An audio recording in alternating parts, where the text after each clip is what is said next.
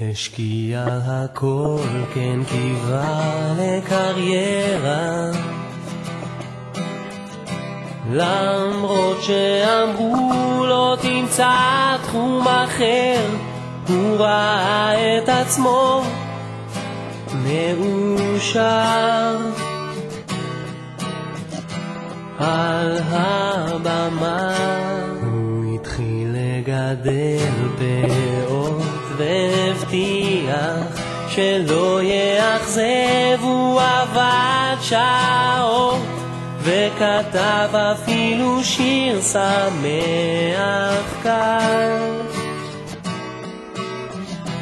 על אהבה.